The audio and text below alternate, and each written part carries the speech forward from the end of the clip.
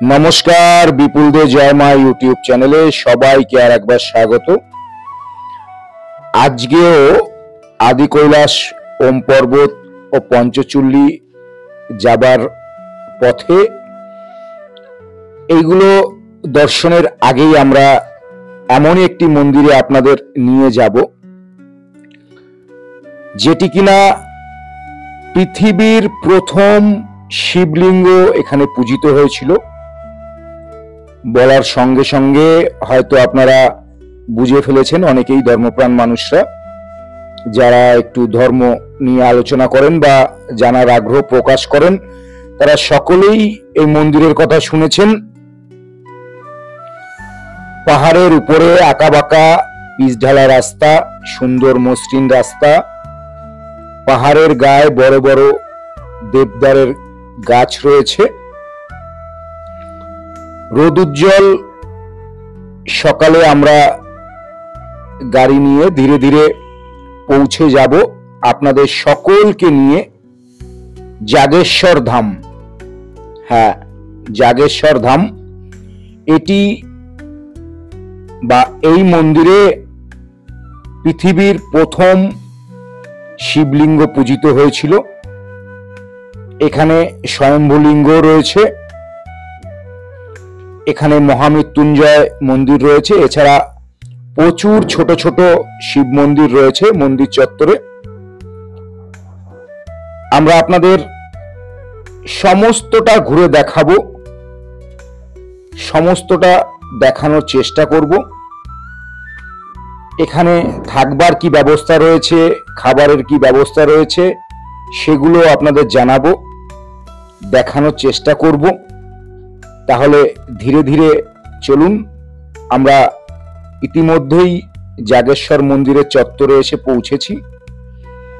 এখানে প্রচুর ভক্ত সমাগম হয় প্রতিদিন বা নিত্যদিন, তাই এখানে প্রচুর দোকান বা দোকানের পসরা নিয়ে দোকানিরা বসেছে।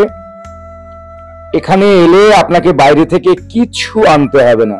এখানে পুজোর ডালা, ঘর সাজাবার জিনিস, শীতবস্ত্র, থাকবার জায়গা, খাবারের হোটেল সমস্তটা আছে। এক নয়, একাধিক। এখানে এলে আপনাকে আগে থেকে কিচ্ছুটি অ্যারেঞ্জমেন্ট করে আসতে হবে না। এখানে এলে আশা করি আপনারা সমস্তটা পাবেন। একটি দোকান আপনাদের দেখিয়ে দেওয়ার চেষ্টা করছি। দেখুন, এখানে সমস্তটা পাওয়া যায়।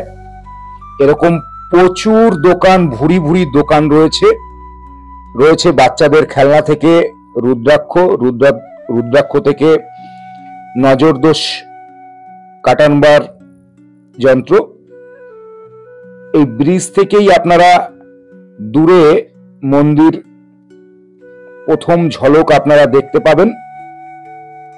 চলুন আমরা ধীরে ধীরে আপনাদের নিয়ে যাই একদম মন্দিরের গর্ভগৃহের দিকে বা মন্দির চত্বরের দিকে। মন্দিরে ঢোকার ঠিক সামনেটায় এরকম বহু দোকান আপনারা পাবেন, যেখানে সমস্ত জিনিস আপনারা আপনাদের পছন্দ মতো কিনে নিতে পারেন। চলুন আপনারা বা আপনাদের নিয়ে আমরা এবার মন্দির চত্বরে প্রবেশ করি ধীরে ধীরে। মন্দির চত্বরে প্রবেশের বাদিকে এরকম একটা দোকান রয়েছে, সেই দোকান থেকে আমরা ফুল ডালা কিনেছিলাম। চলুন আমরা ধীরে ধীরে মন্দিরে প্রবেশ করি আপনাদের সকলকে নিয়ে। দেখতে দেখতে যদি ভালো লাগে তাহলে একটি লাইক, চ্যানেলটি সাবস্ক্রাইব করবেন আশা রাখবো, আর শেয়ার করে সকলকে দেখিয়ে দেবেন। প্রথমে ঢুকলেই আপনারা এরকম জুতো রাখবার জায়গা পাবেন, আর একটি মন্দির কর্তৃপক্ষ নাম এন্ট্রি করে রেখেছে একটি সাদা খাতাতে, তাতে ফোন নাম্বার দেওয়ার প্রয়োজন। হয়তো মন্দিরে নিত্যদিন কত লোক আসেন সেই হিসাব তারা রাখবার চেষ্টা করছেন। ডান দিকেই মন্দিরের অফিস ঘর। কোনো রকম ডোনেশন বা অনুদান দিতে গেলে এখানে আপনি এন্ট্রি করতে পারেন বা দিতে পারেন। মন্দির চত্বরে ঢোকবার জন্য কার্পেট বিছিয়ে সমস্ত মার্ক করা রয়েছে, সেখান থেকে গেলেই সমস্ত মন্দিরগুলো আপনারা একে একে দর্শন করতে পারবেন। মন্দির চত্বরে একটি হোমকুণ্ড রয়েছে, সেই হোমকুণ্ডের ছবি আপনাদের দেখাবার প্রয়াস করছি। একটি বাদর তার বাচ্চাকে নিয়ে হোমের প্রসাদ রেখে গেছিল, সেটাই গ্রহণ করছে, সেটিও এক ঝলক আপনাদের দেখিয়ে দিচ্ছি। দেখতে থাকুন, স্কিপ করবেন না। আশা করি সমস্তটাই দেখাতে পারবো আপনাদের।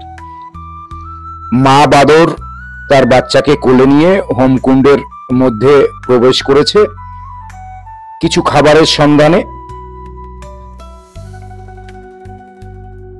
হয়তো সে কিছু পাচ্ছে, সেটাই খাচ্ছে। সম্ভবত এটা শক্তির হোম, কারণ শক্তির হোমই না নিভিয়ে চলে যাওয়া হয় বা বসে থাকার নিয়ম রয়েছে। যাই হোক, সেই কথা আর না বাড়িয়ে আমরা ধীরে ধীরে মন্দির দর্শনে বেরোবো। এখানে প্রচুর ছোট ছোট মন্দির রয়েছে, প্রতিটিতেই শিবলিঙ্গ রয়েছে। একটি ছোট্ট মন্দির আপনাদের দেখিয়ে দিই, তার ভিতরের শিবলিঙ্গটাও দেখাবার চেষ্টা করছি আপনাদের। দেখুন কি সুন্দর কারুকাজ, পাথরের গায়ে খোদাই করা নাগারা শিল্প আর ইন্টারলক সিস্টেমে এই সমস্ত মন্দিরগুলো করা রয়েছে। এখানে এরকম প্রচুর ছোট ছোট মন্দির রয়েছে, আর রয়েছে 3 থেকে 5টা বড় মন্দির, সেগুলো আপনাদের ধীরে ধীরে দেখাবো।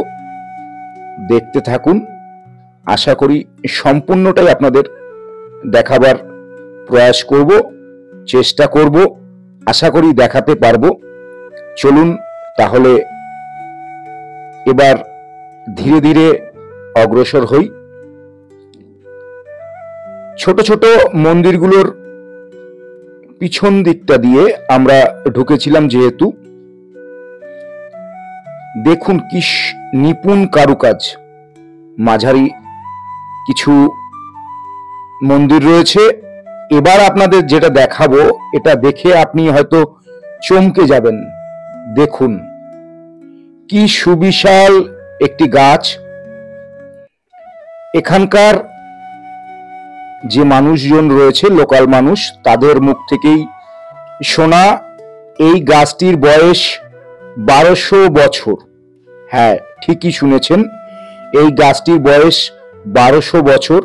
সে এখনো অবধি দাঁড়িয়ে আছে জীবন্ত অবস্থায়, আর সকলকে বলছে আমাকে দেখো, আমি এখনো সুন্দরভাবে বেঁচে আছি, তোমরাও হয়তো থাকবে। এটা দেখবার পরে আমরা এরপরে এই যে মন্দিরটি দেখছেন, এটি পিছন থেকে আপনাদের দেখাচ্ছি, সামনের দিকেও দেখাবো। এর ভিতরে যে শিবলিঙ্গটি রয়েছে সেটিও দেখাবো। এটি কেদারনাথ মন্দির। কেদারনাথ মন্দিরের যে গঠনশৈলী, সেই গঠনশৈলীতেই এই মন্দিরটি করা রয়েছে। অবশ্য পাহাড়ের যে কটি মন্দির বা যে ধরনের মন্দির বা যেখানে বরফ পড়ে, সেখানের মন্দিরগুলো এই নাকাশিতে করা থাকে। চলুন আমরা কেদারনাথ শিবলিঙ্গ দর্শন করি। যদিও এখানকার মন্দিরের ভিতরের ভিডিওগ্রাফি অ্যালাউ নয়, তবুও পুরোহিত মশাইয়ের অনুমতি নিয়ে এক ঝলক আমরা দেখিয়ে দিলাম আপনাদের। এরপরে চলুন ধীরে ধীরে এই মন্দিরের পাশ থেকে বয়ে যাওয়া নদী আপনাদের দেখাবো এক ঝলক। চলুন ধীরে ধীরে আগাই। আর একটি শিবলিঙ্গ রয়েছে এখানে, সেটিও দেখাবার চেষ্টা করলাম। এরপরে এখানে শিবলিঙ্গের পাশাপাশি আর একটি বড় মন্দির রয়েছে। প্রথমে আপনাদের বাইরে থেকে দেখিয়ে দিই। দেখুন কি নিপুণ কারুকাজ। আপনারা চিন্তা করুন, সেই সময়, এগুলো অবশ্য পরবর্তীকালে 1000 বছর, কোনোটা 1200 বছর, কোনোটা 1500 বছরের মন্দির, নাগারা শিল্পের, পাথরে খোদাই করা, সামান্য ছেনি হাতুড়ি দিয়ে এত সুন্দর নকশা হয়তো এখন আর সম্ভবই নয়। এখন প্রচুর আধুনিক যন্ত্র রয়েছে, কিন্তু সেই ইন্টারলক সিস্টেম এখন উঠেই গেছে। এখন সিমেন্ট বালি রডের দ্বারা মন্দির নির্মিত হয়, কিন্তু এখানে কোনো রকম সিমেন্ট বালি বা রডের ব্যবহার করা হয়নি। এখানে সম্পূর্ণটাই ইন্টারলক সিস্টেমে পাথরের খোদাই করে বসানো রয়েছে। বছরের পর বছর নিশ্চিন্তভাবে দাঁড়িয়ে আছে। এটি নন্দা দেবী টেম্পল বা নন্দা দেবী মন্দির।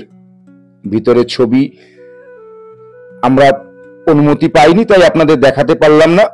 চলুন এবার পাশে যে নদীটি রয়েছে তারই এক ঝলক আপনাদের দেখিয়ে দেওয়ার চেষ্টা করছি। কিছু ভক্ত নিচে নেমে তাদের পাপ স্খলন করছে হয়তো। এখানে একটি সুন্দর দরজা রয়েছে। এরপরে এই মন্দির চত্বরে একটি কুণ্ড রয়েছে। এই পাহাড়ের উপরে সুন্দর একটি কুণ্ড রয়েছে, সেখানে পদ্ম ফুল রয়েছে। এরপরে আপনাদের যেটি দেখাবো সেটি স্বয়ম্ভু লিঙ্গ বা জাগেশ্বর লিঙ্গ। সেই মন্দিরটি দেখাবার চেষ্টা করব। দুদিকে বেলে পাথরের দুটি মূর্তি রয়েছে। এই মন্দিরের ভিতরেও আমরা আপনাদের স্বয়ম্ভু লিঙ্গ দর্শন করাতে পারলাম না, অনুমতির ছিল না তাই। তবে এখানে রুদ্রাক্ষের আকারে আমরা নিজেরা দর্শন করেছিলাম, আপনারা গেলেও দর্শন পাবেন। রুদ্রাক্ষের আকারে স্বয়ম্ভু লিঙ্গ, এখানে অর্ধনারীশ্বর লিঙ্গ রয়েছে। চলুন আমরা ধীরে ধীরে মহামৃত্যুঞ্জয় যে সব থেকে বড় মন্দিরটি রয়েছে সেই মন্দিরে নিয়ে যাব আপনাদের। সেখানে নিয়ে গিয়ে সেখানকার মন্দির দর্শন করাবো। যেতে যেতে আপনাদের একটু অতিরিক্ত পাওনা আপনাদের দেব। সেটি এক বাবা বা ভোলেনাথের পরম ভক্ত, তারই দর্শন পেলাম আমরা। আপনাদেরও দর্শন করাবার চেষ্টা করলাম। চলুন আমরা ধীরে ধীরে মূল মৃত্যুঞ্জয় মন্দিরের দিকে এগোই। প্রথমেই এখানে নন্দী মহারাজ যেমন প্রতিটি মন্দিরে থাকে, শিব মন্দিরে সেই নন্দী মহারাজ রয়েছেন বাইরে পাহারারত, এবং সমস্ত এখানকার পুরোহিতরা বসে আছেন। চলুন নন্দী মহারাজকে দর্শন করে তার থেকে অনুমতি নিয়ে আমরা আপনাদের ধীরে ধীরে মন্দির এবং লিঙ্গ অবশ্যই দর্শন করাবো। চলুন দেখতে থাকি। এখানে সমস্ত পুরোহিতগণ বসে আছেন। যেহেতু দুপুর বেলা হয়ে গেছে, তো এখন ভক্ত সংখ্যা অনেকটাই কম, তাই তারা বসে আছেন।